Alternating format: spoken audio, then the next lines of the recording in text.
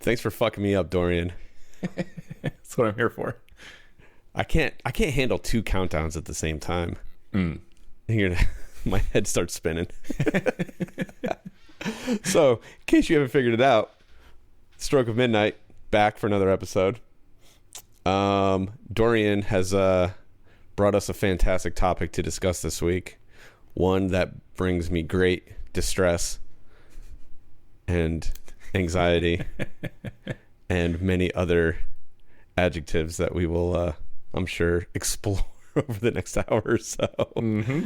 Why don't you go ahead and lead us on this voyage today, Dorian? I want to hear where your head's at with all of this, and you can take it away. Sure. So today on the Stroke of Midnight, we are going to discuss the concept of genre. Hopefully everyone's aware of what genre is, but in case you're not, it's basically a system of classifying works of art into various subject matter based categories so that you can easily file and classify them. So, for movies, you'd say horror would be a genre, science fiction would be a genre, Western would be a genre, feminist film would be a genre. It's any of those types of things. Obviously, music and fine art and every other medium, video games, has their own systems as well. So, it's something we all engage with rather absentmindedly, oftentimes, just sort of take it as a given that, these classifications are a real thing. But among artists and creators, it's often a very fiery subject for debate. Yeah. What the usefulness or, whether or not actually the concept of genre is actually even like harmful to certain mediums and the way that people experience them. So, so I wanted to dive into that today with Greg and talk about it from, our various perspectives. So, well. One of my least favorite words in the dictionary. I was going to say, I've been led to believe that Greg has some strong opinions on this matter. All right, let's start here. I'm wearing a t-shirt right now, Dorian. Can you describe this t-shirt to the audience? The shirt is in large white text, says waxwork on the top, and below it there is a mace flanked by 2 flails, all of which have spiked skulls as the bludgeoning implement at their ends. Okay. Now, if you took the word waxwork out of the equation and you saw this shirt, what would be your first impression? This is a violent person. Okay. That's, yeah. I mean, that works. You could say like, oh, he's a heavy metal fan, or he's a horror, maybe. I don't even know if you could classify this as like a horror movie, like iconography. I don't know what the fuck it is. But it looks like the type of thing that could be like, the signature murder implement of a horror icon. There we go. Yeah. So, I am none of the above. but Greg's also not a violent person. I love Waxwork Records. Now, for those of you who don't know, Waxwork Records, specifically 99% of the time, they have their exceptions, do special releases of soundtracks and scores on vinyl. And while, yes, they do lean into the horror genre, they are much more open in their scope of what they produce, i.e. Barbie, Teenage Mutant Ninja Turtles, the Righteous Gemstones they just put out. So right off the bat, you take a shirt like this and you create the expectation of a specific appeal. And that specific expectation is so misguided in what the actual project, encompasses. I think all too often people attach themselves to labels and genres haphazardly because it's a easy way to create self-identity, and it's also the most limiting and just cringy sort of thing in my entire existence. I hate it so much. I really do just hate it so much. Go before I start saying some really fucked up shit. Which I'm sure we'll get to. Yeah. I'm just getting started. Yeah. No, I mean, yeah, I agree with the very essence of everything you've just said. Yeah, it's oftentimes, I think, more so, people use it as a way of self-identifying, as you've said. And I think, honestly, the way that really functions in their life is it becomes a way for them to say no to things, more so than it becomes a way for them to say yes to things. And I think that, like, when engaging with art, saying yes to things is a really important part of the process. You need, for me at least, like, the whole experience is, if you ever want to find new things, constantly be inspired, or have your love of a medium constantly reinvigorated and rejuvenated, it's essential to find things that keep pushing it forward in new directions or different directions. Maybe they're even older things that you just never knew about that do something completely different with this whole concept of artistic expression that you'd never even considered before. And, if you limit yourself to saying, like, oh, I only like rock, or I'm only into, romantic movies or whatever it is, you're going to miss out on a lot of things because, if you're not exposing it to yourself to it, how do you know whether or not you like it? That's the big sort of point of this. But beyond that, you really, need to, I'm repeating myself, but yeah, I just feel like, it's a way of pigeonholing yourself more than anything. It's feigning as an identity, but it's actually a way for you to be dismissive of things. And I get that, like, there's so much out there. I struggle with it all the time with movies. There's just too damn much in this world, and I want to experience a lot of it. And you need kind of ways to file and shuffle things around and say, like, okay, this will be worth my time. This won't be worth my time, probably. So, to some degree, like, I understand the need to engage with a system of classification or of judgments or whatever it is. But to be so, like, blindly adherent to what your genre likes are, I've never seen that actually, like, work out to anyone's benefit, honestly. Yeah.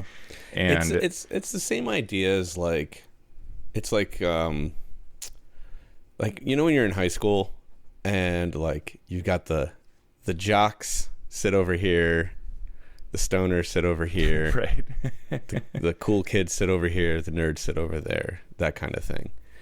It's that same concept, and, like, you're isolating yourself from experience by creating these blinders of, like, well, I'm a EDM fan, or even worse than, I'm a drum and bass fan.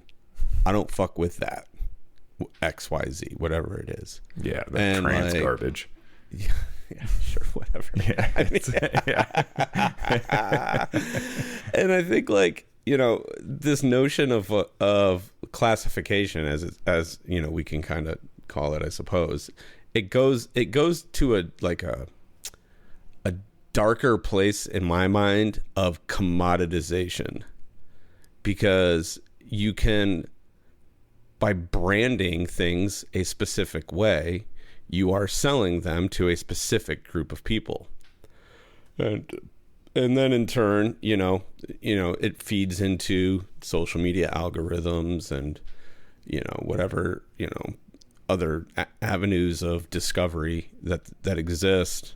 Speaking of avenues of discovery, I have a really crazy thing to show you in a second here, but I think, like, a great example is for the longest time, right? Especially when I started working with Derek, like, this notion of working with an electronic artist, right? In my mind, like, I'll be honest with you, in 2009, when I threw all my shit in a van and moved to Denver, I had no idea what this, like, electronic music scene was all about. You know, my only like real understanding of like even like DJ music at that time was like Fatboy Slim and DJ Prodigy. Shadow and and a number of other things. And so the notion of a person producing music on their computer to perform in front of an audience without instruments was very foreign to me. And while, yes, I am a Fish fan, and yes, I am a number of other jam bands fan, I don't know, whatever, fan of other jam bands, I would not consider myself a jam band kid. Like, I like the things that I like, and I don't like the things that I don't like. You know, just as like we've discussed, I'm a huge fan of Radiohead, and I'm a huge fan of Elliott Smith, and I'm a huge fan of Bell and Sebastian, and I'm a huge fan of Nick Drake and fucking Tchaikovsky, and the list goes on and on. I like good music, regardless of the genre. So I don't attach myself to any said genre. It seems so foolish and counterproductive. And so, in turn, I start working with Derek. And for a time, it was like, oh, the jam band kid's doing lights for this electronic artist. And then eventually, you're in the electronic scene long enough, everyone thinks you're into electronic music. And they start rattling off all of these artists that I should know. They're like, well, you're in the scene. Like, why don't you know these people? And I'm like, because I don't fucking listen to this music. I don't know. Like, don't make assumptions just because I work with somebody that I am an active participant in this scene. Like, this is my job. I love the artists that I work with. Yeah. And I've discovered other artists that I do enjoy, but by no means am I in the electronic music scene. And so I'm not in any fucking scene. I just like good stuff, whatever it is. I don't. You're in the Greg Ellis scene. Exactly. I don't give a rat's ass, and I don't care what my friends listen to, and I don't care what my wife listens to, and I don't care what my parents listen to. I listen to what I like. And I let other people listen to what they like. And that's where the beautiful exchange of information lies, is by like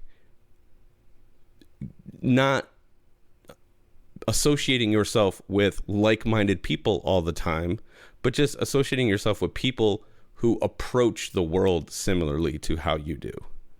We don't have to like the same things.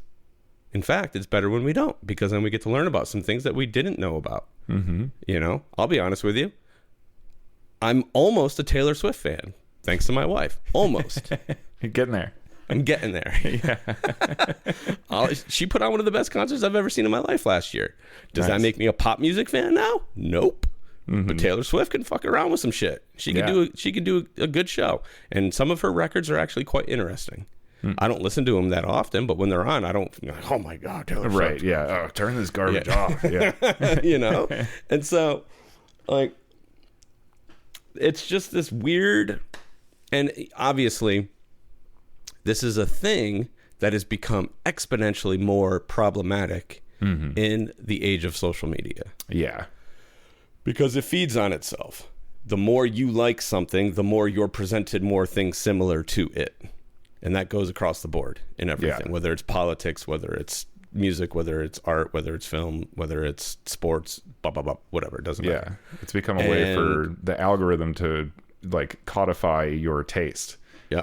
Something that's like not easily quantifiable, but it's like, hey, if we can at least just shove, people into these boxes that are like, well, they like this kind of stuff.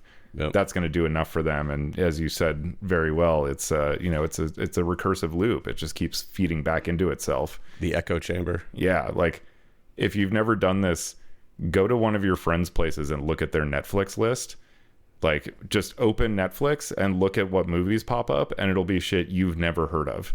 Like, that you didn't even know was on Netflix, because they are getting fed a completely different like set of titles than you are, that unless you go searching for them, you're never going to see on that service. But based on their history, they're getting fed, of course, like, Squid Game or whatever the big thing is going to appear on everybody's. But like, you Not look mine. at the movie. It's not mine. It's not on mine. Nice. I never watched that shit. Yeah, I never did avoided either. that thing like the plague. Well, first off, before you say anything else, you don't even have a Netflix account, motherfucker. I don't. Well, I only got rid of it like 3 months ago. So, okay. Yeah, I'm very familiar, but same goes for whether it be Prime or whatever major video streaming service you're utilizing. But yeah, it's a similar concept. I mean, Netflix has the content to be able to bury stuff.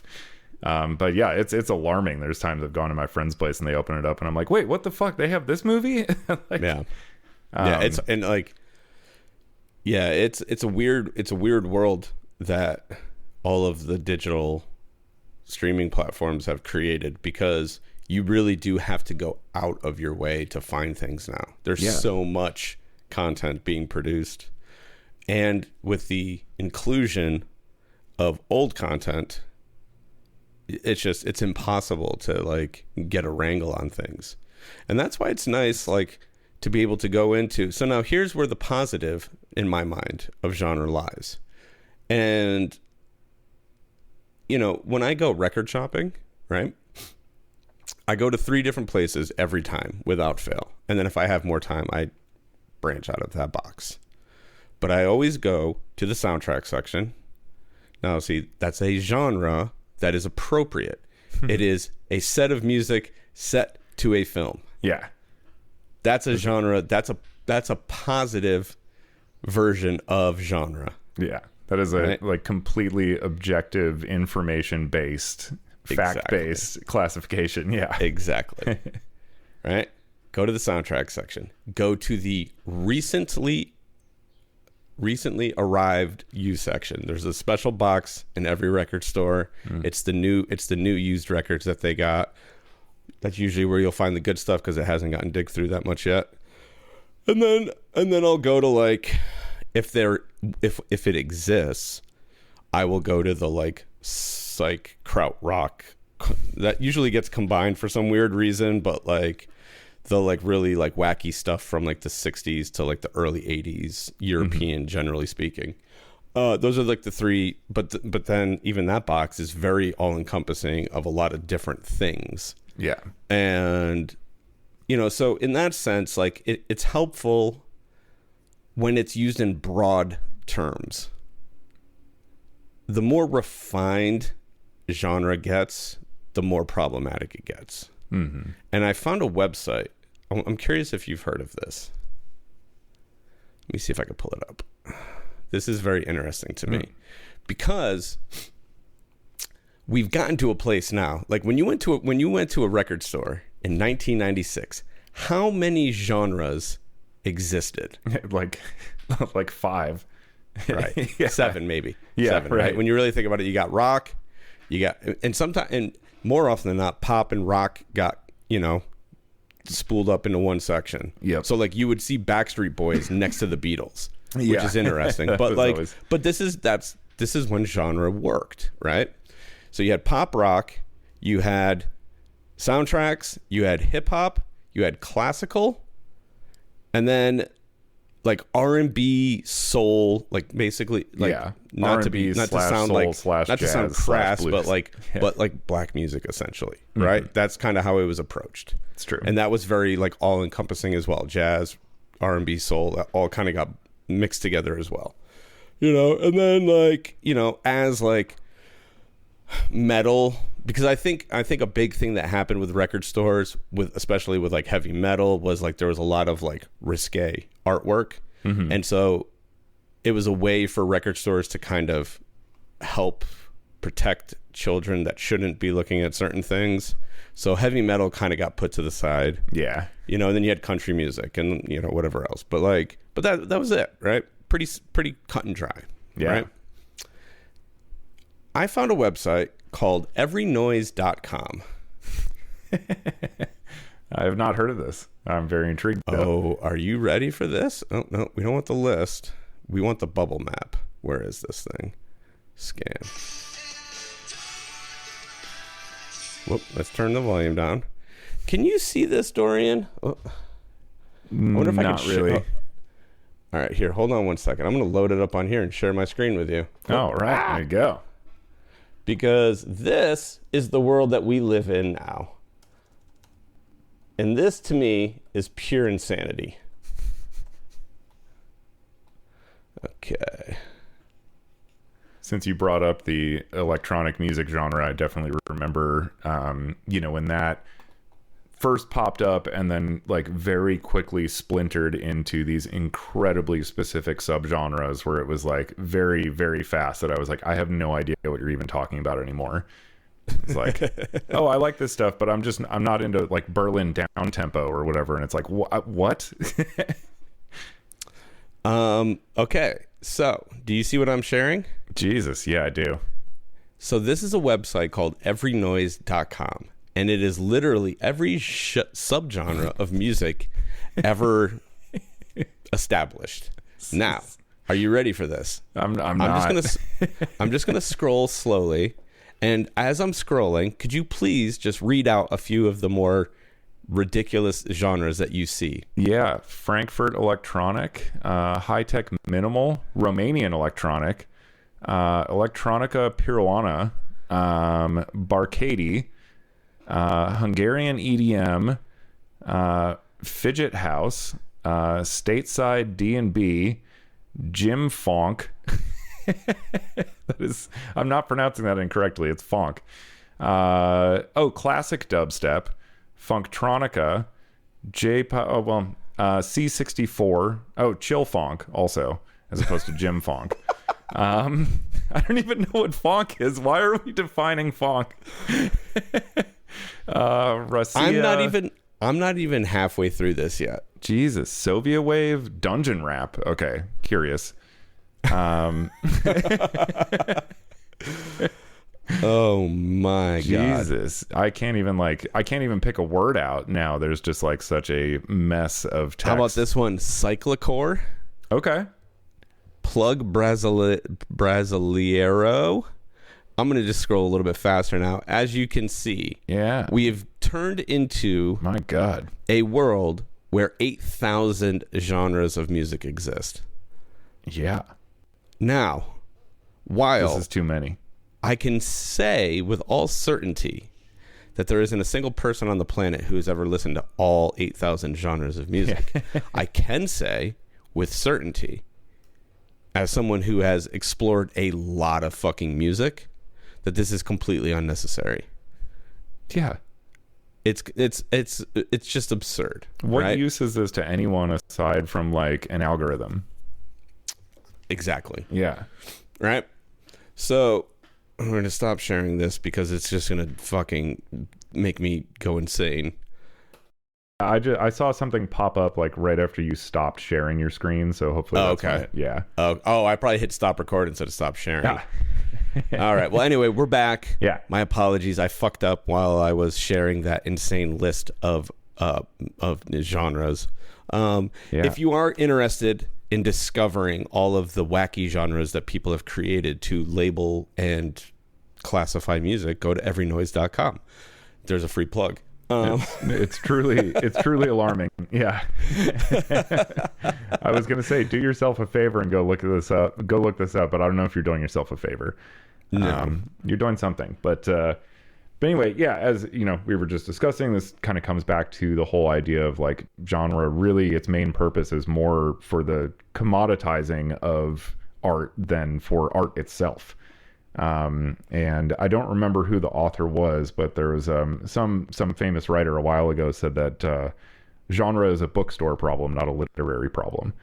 Yeah. Which I think kind of sums it up really well, you know, in terms of when you're creating something. Like, speaking only for myself, like when I get an idea that excites me, I'm not sitting there like, well, is it horror?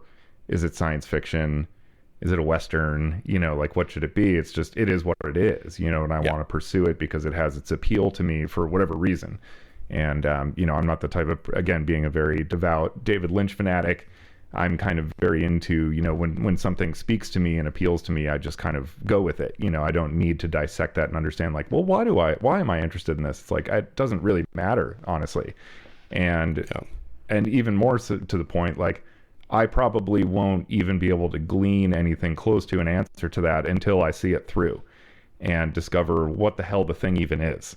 Because, you know, as we all know too, there's so much of this stuff that it all gets blended up together too. Like, you know, science fiction in particular, I think is a great example here that like every science fiction movie has like 4 other genres in it, you know, like Yeah. a sci-fi film can have a romance. It's going to have drama. Like Sci-fi is in my mind, it's not a genre per se. It's a narrative device almost. Like this movie more than likely takes place in outer space. Right. Yeah. Or in the Or future has or something. Yeah. Yeah. Or in the, yeah, exactly. Like it's, And if we want to, you know, we want to Terminator, get into fun... Terminator is a sci-fi movie just as much as fucking Critters is a sci-fi movie. You know? Yep. Alternate So, realities.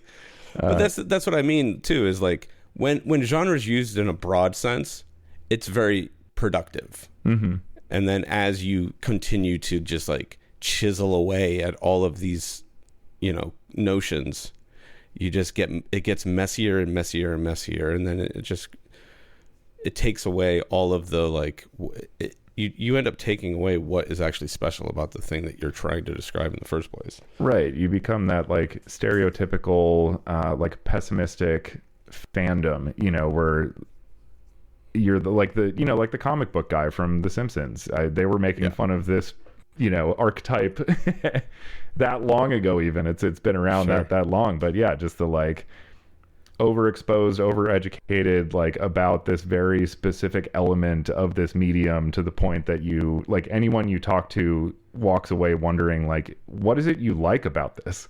All you seem to do is complain about it, or like point out these things and complain about how it's not as good as, you know, this old one, like the whatever the gold standard is and stuff like that. But yeah, it really, you know, it does kind of have that reductive quality to it, not just in terms of like what it does to the medium, but like honestly sometimes to people who attach their personalities so closely to this kind of like genre preference.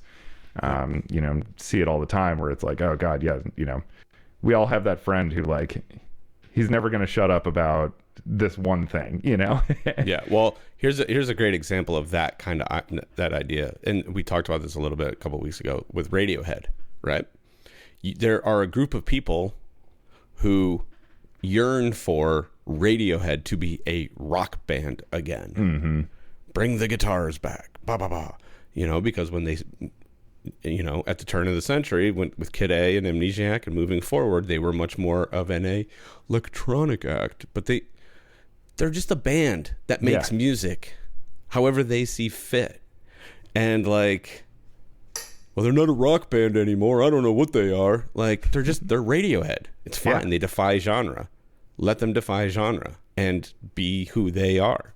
And I think that speaks to like any good artist defies any singular like connotation of like what they used to be or what they could be or what they should be. Yeah. It's just like, this is a good artist.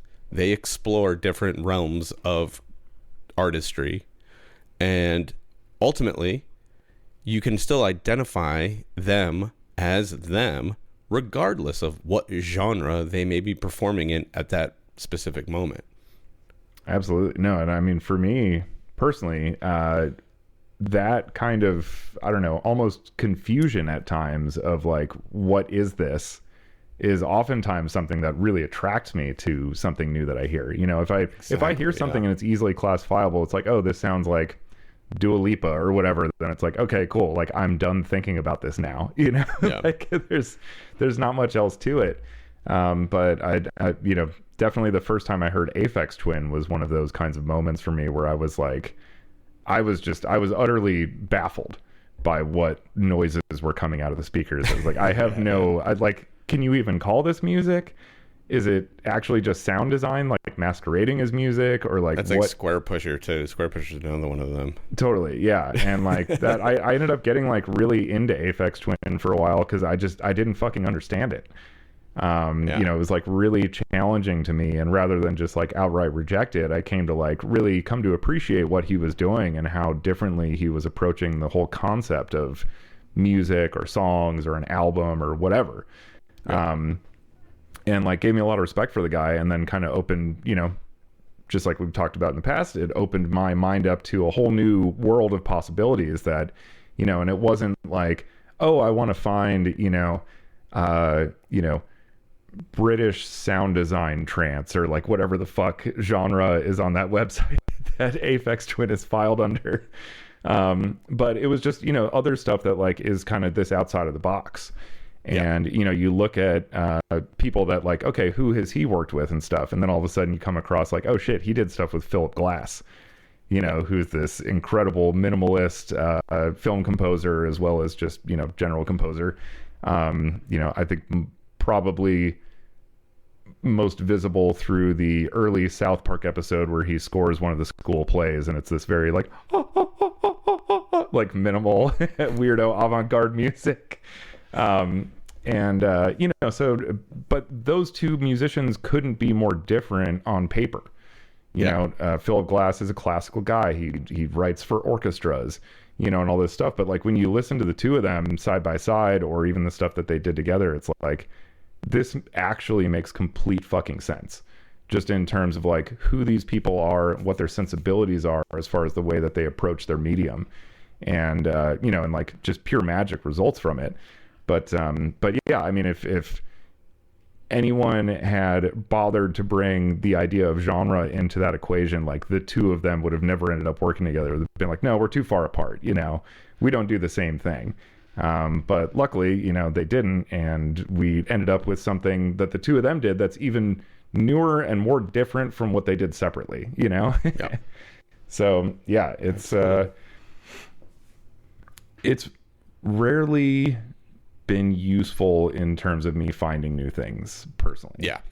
You know, honestly, you know, aside from like, sure, you know, the Blockbuster video days when you would just go like, oh, let's just go wander through the horror section or whatever. But to your point, you know, that was a very broad category, and you'd find like very disparate things next to each other in those kinds of sections when they were that, you know, unspecified. Versus, again, to bring up the Netflix, you know, they've done the same thing with films. Like you scroll through your list and it's like, oh, dark Scandinavian thrillers. And it's like, okay, that's pretty narrow cast. Why can't it just be thrillers, you know, and we could explore a larger breadth of these things.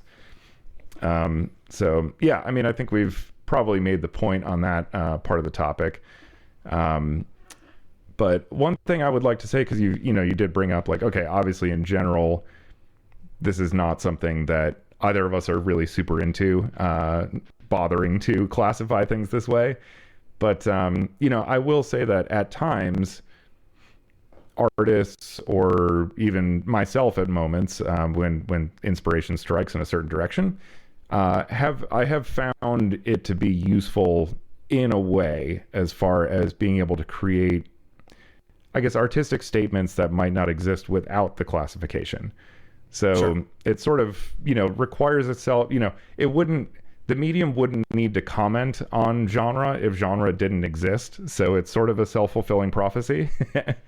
But, you know, there have been plenty of interesting things. I think like Jordan Peele is a really good example of this as a film director, where sometimes having the idea of a genre and the conventions that are attached to that type of filmmaking or music or whatever it is, does allow creators a really unique endpoint to subvert those expectations and bring people to somewhere new with the genre, within the genre staples that, you know, didn't exist previously and that they weren't expecting to see, but somehow still kind of like falls within the genre and allows people to kind of open their mind up a little bit more to the possibilities inherent within at least that field.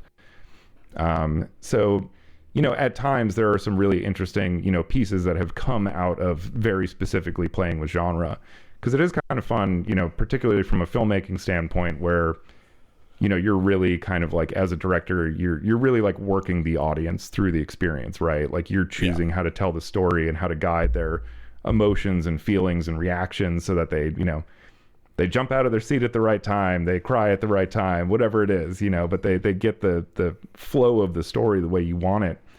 And, genre comes with this whole set of like expectations, like, okay, horror, easy one to pick from. The music goes out, all we hear are like the crickets in the woods around us. Somebody's walking up, slowly to a door to see if anybody's in the closet, probably going to be a jump scare or something, like those types of things, that's a very easy example. But again, it's like the genre has done something for you as the creator that's creating an expectation within the audience. And if you know how to play that stuff, you can really manipulate the audience in fun and unique ways. Sure. So in that sense, I see some use using tropes to your advantage or whatever. Exactly. Yeah. When, artists can kind of like turn genre on its head and, use it as a way of like both drawing you in and pushing you out of that, sort of like narrow focus. That's cool. It's a vanishingly rare thing. But when it is done, it's actually like one of those things that kind of like makes me appreciate genre a little bit. Cause I'm like, okay, this movie never could have done what it did if we didn't know what, a horror movie was. Well, here's, I think another like interesting kind of, it's the same, but different, but like, I can think of like musicians who would do a similar idea, but almost do it in an act of defiance. Mm-hmm. Oh, you expect XYZ from me? Well, here's this, right? We've talked about the Radiohead thing, but like Zappa is a great example, right? Sure. I'm not going to say that Zappa became a classical composer because it was an act of defiance. It was because he's a fucking musical genius and he needed to explore every realm of music possible. Yeah. But I can only imagine that like when Zappa fans, in the 80s saw the Yellow Shark, right? Is it the Yellow Shark? I think it's the Yellow Shark. They were expecting the next great guitar album and they got none of that. Right. And so like, well, maybe I want to expose my audience to this new genre of music, or maybe I want to tell everyone in the world to go fuck themselves. I'm better than you. So here's my classical masterpiece that you guys didn't think I was capable of. Or yes, there are ways to make a statement by utilizing genre to your advantage. Mm-hmm. Yeah. And I mean, Zappa, I think we're both huge Zappa fans, of course. But he in a lot of ways kind of had like a running commentary on genre in so many ways. Cause I mean, he was doing it from day one. I mean, we're only in it for the money. He was literally just shitting on the entire psychedelic movement of the 60s. Right. And writing songs in the vein of every cliche psychedelic band of the time. And, yep. And the list goes on and on. But yeah, he, I know even like during his live performances when he was, before he got into the super orchestral stuff, when he had like this whole band of like the top musicians in the world on stage with him, he had cues, because he kind of functioned as like the conductor of the band in a lot of ways. Yeah, he was doing that for every rock band. Yeah. People don't realize he only played guitar half the show. The other half of the time he was conducting the band. Yep. And he had a lot of like cues and stuff he could give the band where like, mid song, he could make a sign and it'd be like, okay, play it now like a reggae song. Yeah. And so like even all of his compositions, which are like, traditionally considered like unclassifiable, like Frank Zappa music is Frank Zappa music and that's it. That's it. Yeah. Some people, could call it jazz, I guess, just because that's an easy one. It's everything. Yeah. I think when people don't understand what something is, they call it jazz. Yeah. But yeah, even his stuff, which is seemingly so unclassifiable, he was like, no, look, it could be a reggae song. It could be a rock song. It could be a pop ballad. All I have to do is like give a sign and the musicians they play the exact same thing, just a little differently. And look, now it's this type of music, which is just like such a really, amazing thing for him and his band to be able to do on the fly during live performances. But also I think he really had a very specific point he was making there, which is like, this is bullshit, Yeah. Oh, Yeah. what? Oh, you guys were expecting the rock concert tonight? Okay, cool. Let's do the rock version, or whatever. Yeah. Or, screw you, we'll do the ballad version. There's an interesting release that they put out recently. I'm drawing a blank on what the name of it is. Is it Funky Nothingness? No, it's not that one. It's the one that came out either right before or right up. Eerie 70 something. Mm-hmm. And so what they did was, for the first time ever, they kind of pulled the curtain back on how much a Zappa show could change from night to night, or from within the course of a tour, because it was never really presented that way. Yeah. For the longest time, it was like every year was a new approach by Zappa, or every tour. But on this release, they put up a recording from like a club show and then from an arena show, and the set lists are almost identical, but the approach is so drastically different. And like, there's only like a week or two between the two shows. And it was the first time that they really acknowledged, yes, Frank can really like turn things on their head from night to night. Because they always try to shy away from that a little bit, I feel like, from their point of view. And so, yeah, you could listen to like certain things like Chunga's Revenge, and like the club version is like way more like in your face and like aggressive. And then like the arena version was a lot more patient, and it filled the room more, and just those like the notions of like how a jam band would operate. There was a lot more of that going on in Zappa's stuff in the 70s than he will ever get credit for. Yeah, that's awesome. I gotta check that release out.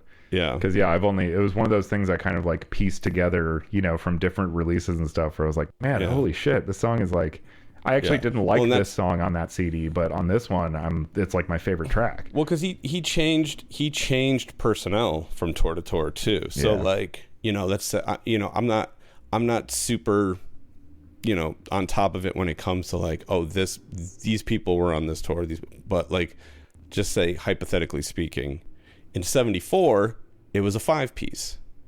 In 75 it was a 12-piece with a big horn section and 2 marimba players and 3 keyboard players, and it was much more like sonically dynamic and blah blah blah blah blah. And then like in 76 or whatever, then it was like a 7-piece with like a violin player or something. So like you could hear the same songs but hear drastically different versions of them just because of the people that were involved from year to year. And I think that kind of goes more to what you were speaking about, because like I think I know what you're referencing more than anything else was the 88 tour, the last tour, The Best Band You Never Heard. And they were doing stuff like that, where they were doing like goofy covers but doing them in like in awkward genres. So like there was like Stairway to Heaven's in there and like some other shit, and they were just, and I'm pretty sure that might be the reggae thing, but like they were doing all sorts of wild shit in that last year, but it was a complete train wreck. And I think they canceled the tour after like 4 shows because nobody could get along. Perfect. Yeah. It was time to call it quits then anyway, I guess.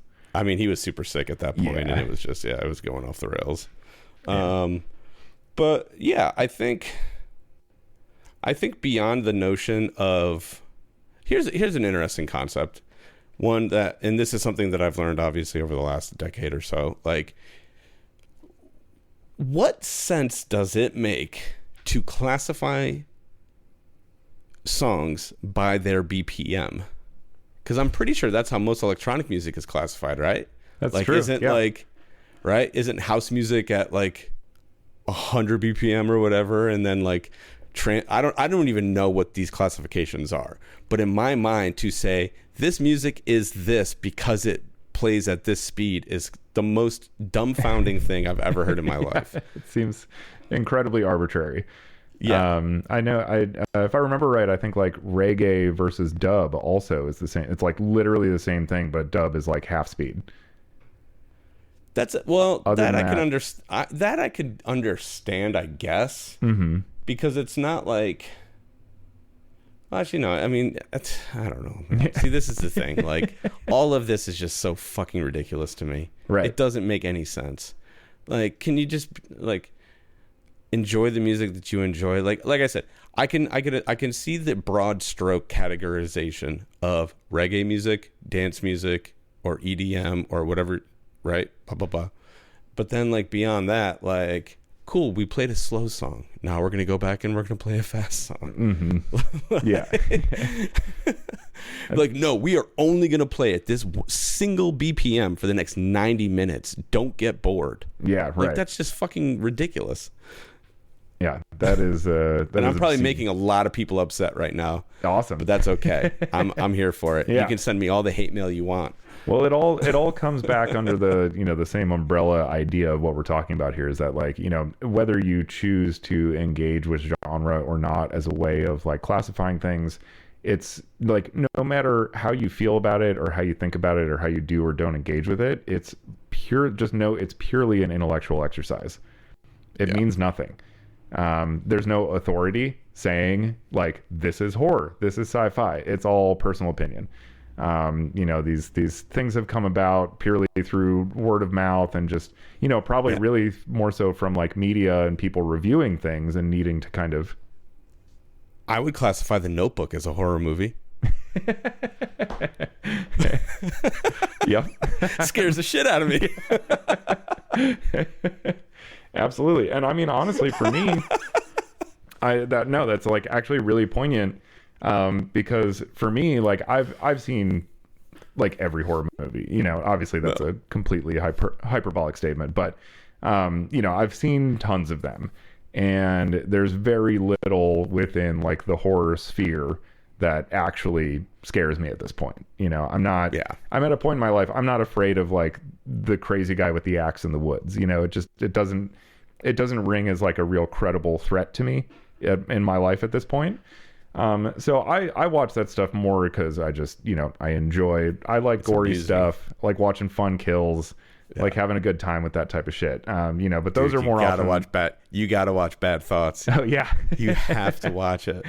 Speaking of, okay, let me just take this for a second. Oh yeah. Sorry. Just want to wrap up real quick what I was going to say. So the movies that actually like genuinely terrify me now are movies more so that deal with like people aging.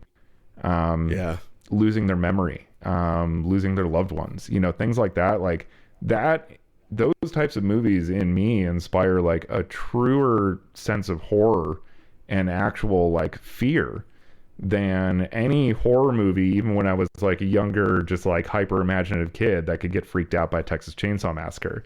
That was sort of like a, in the moment, visceral kind of thing. Maybe I had trouble sleeping that night or whatever. But then it was gone. But this stuff, I'm like, there's this movie, I'll mention one specifically called Vortex from a couple of years ago that was directed by the great Gaspar Noé, of Enter the Void, Climax, Irreversible fame. Yes, okay. Incredible French-Argentinian director. But he did this movie called Vortex, and it's about an elderly couple, and the whole movie is presented in split screen. So one half of the screen is the husband and one half of the screen is the wife. And it goes through a period of time in their life when they start, as an aging couple that's been together for a long time, start deteriorating. And this movie, like I was completely shaken up when I left this movie because it was just so affecting, and it has no traditional horror elements to it whatsoever. It's a very it's emotionally terrifying. Yeah, it's just a very painfully real experience of like something that genuinely we're all going to go through. That, I mean, like I said, the sense of genuine fear that I received from this movie was so potent that it's not classified as a horror movie, but for me, like, it was 1,000% a horror movie experience. Yeah, that's interesting. I mean, I said that jokingly, but the thing about The Notebook. But you're right. There are definitely movies like that will fuck with your head. Yeah, and like anytime I see like a dog get hurt or die or something in a movie, I'm fucking rattled for the rest of the day. Yeah, my day's ruined. I know. I get so nervous when I see a dog in a movie. I'm like, oh god, I'm gonna have to watch it die. Don't let anything bad happen to him. Yeah. Sucks. Fuck. So so let's lighten the mood here a little bit. So Bad Thoughts. I've been trying. You have to watch it. Now I've only seen the first 2 episodes so far, but Okay. one of my favorite comedians, Tom Segura, somehow convinced Netflix to let him do this project. And it is a series of short stories filmed very cinematically. You're going to appreciate it, not even just for the absurdity of it, but for how well it's done. Nice. It's got a very, very, very slick feel to it. It's like hyper stylized, and each story is stylized very differently. Oh, cool. So he's kind of paying homage to a lot of different things. And so, you know, the like opening scene of the first episode, I don't want to like spoil anything, but like the opening scene is like he's an assassin, and so it plays into like that type of movie. And then there's like an office scene that plays into like, you know, shows like The Office or something like that. And then there's a sci-fi thing, and he kind of stitches some of these stories together in creative ways. And so he's playing with the notion of genre as a way to kind of like defy the terms of which each of those genres are established on.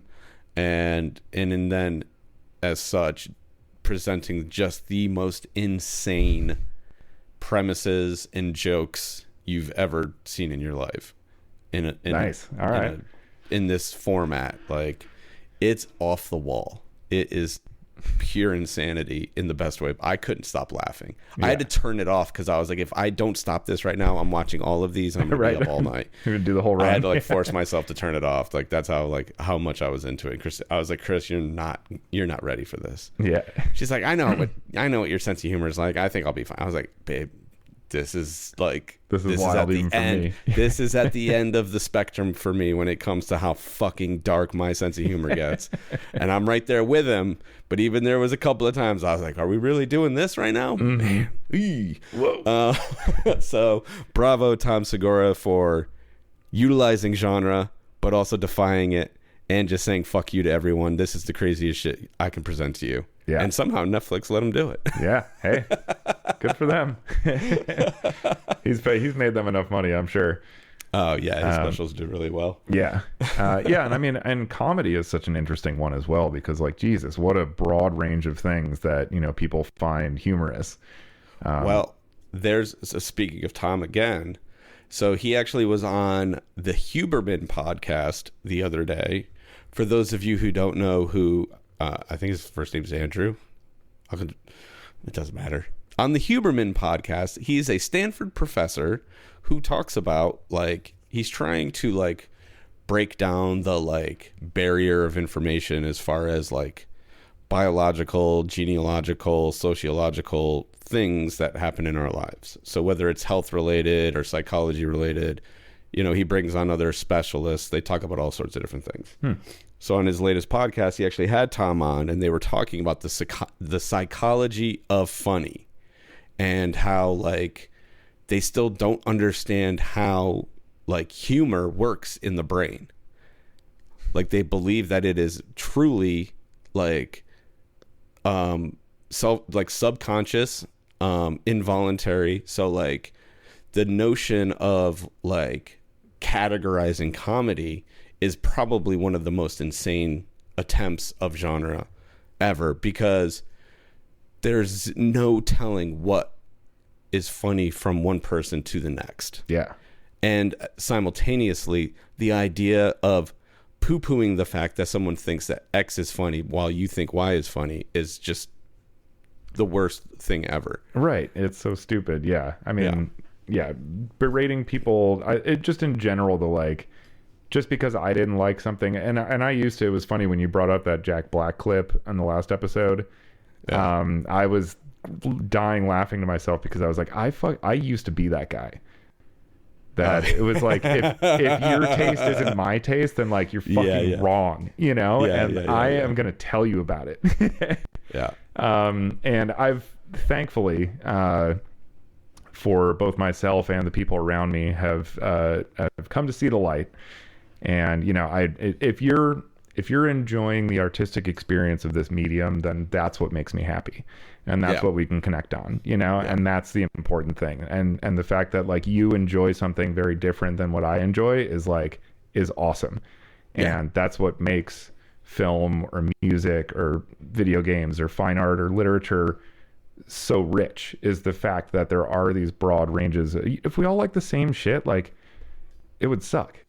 There'd be 3 books, you know, we've all read them because we all like them and we agree they're great, and that's it, you know. And like, God, how awful would that be? Like, I love being able to, you know, step away and just kind of like, you know what, I've been watching a lot of like action movies or whatever lately. I'm going to turn on like an art film, you know, or something like that.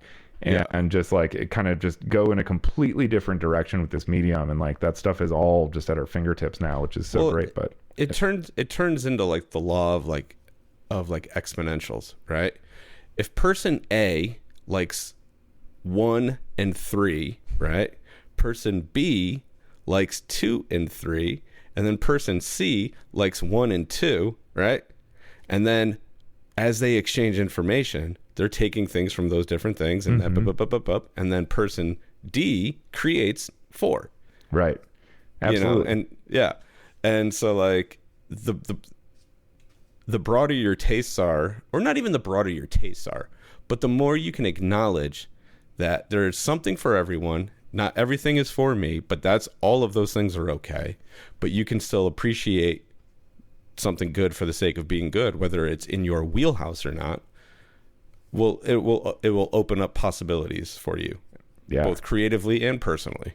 Absolutely. Yeah. All art is an ongoing conversation, you know, among the creators and the works themselves. And it's a beautiful thing to be able to be a part of that conversation, you know, even in some small way, as I have been lucky enough to be able to. It's a really profound thing, and you can really kind of like feel it when you're in it. And again, being dismissive of those things, like, oh, I'll bring up one of the things I was mentioning to you before we started recording. I recently, yesterday morning and this morning, read this play called Waiting for Godot, which is a very famous play by Samuel Beckett. I should preface this by saying I am not a live theater fan, like, period. Full stop. It's just not for me. I've tried. I'm with you on that. Yeah. Being in film, you know, I have a lot of friends, actors, stuff who, you know, cross over between the two mediums, and you know, so I've been brought to things and been shown things as I've expressed this opinion to people that everyone's like, oh, well, no, you got to see this. It's really good. And it's like, I'm sorry.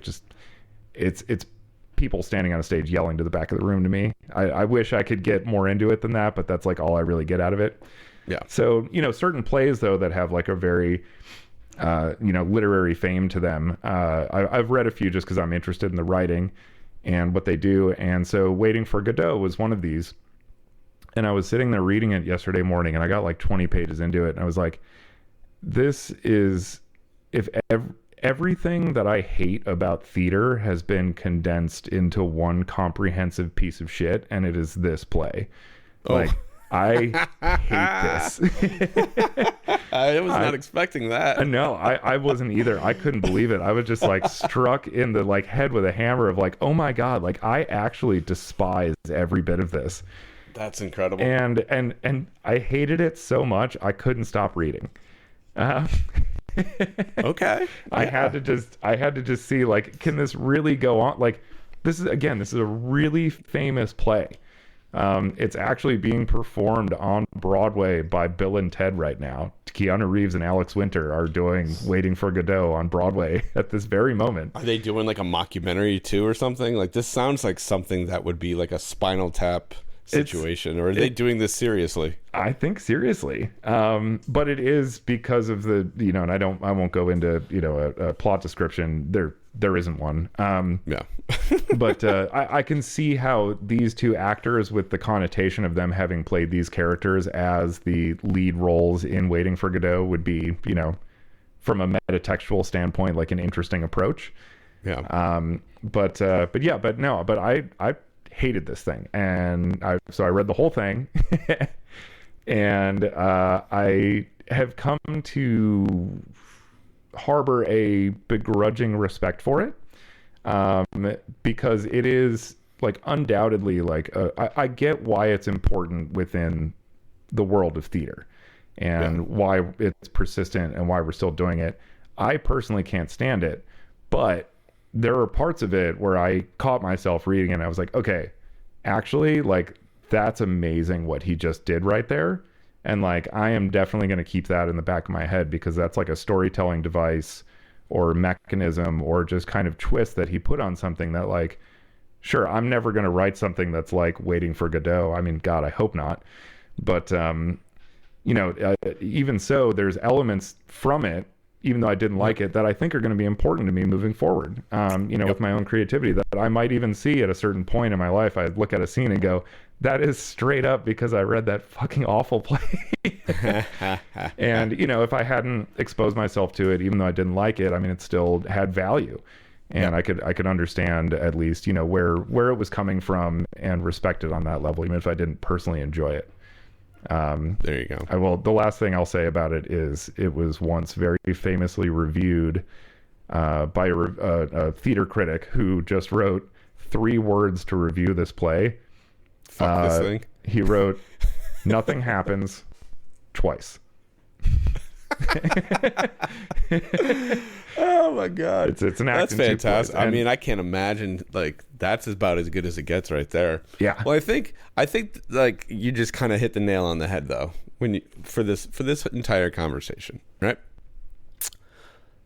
Let's appreciate the notion that there is some methodology of which to categorize creativity, right? It's not the worst thing ever. It's how we approach said categorization that becomes self-destructive or detrimental or problematic or whatever.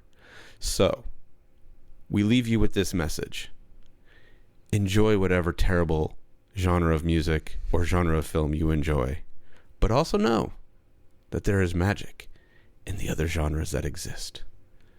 And also know that if you pretend like those genres don't exist, everything gets so much better. It's true. And with that, this has been The Stroke of Midnight. Thank you, guys.